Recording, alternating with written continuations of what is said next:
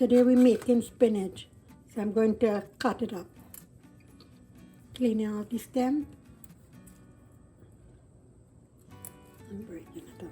So this is the spinach we have already cut and washed. So we have half an onion, 1 Scotch bonnet pepper, 3 cloves of grated garlic. Here we have 2 tablespoons of oil. Add the onion, garlic, and the hot pepper.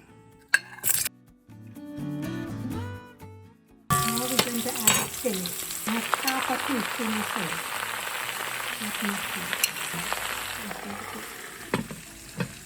For 2 minutes.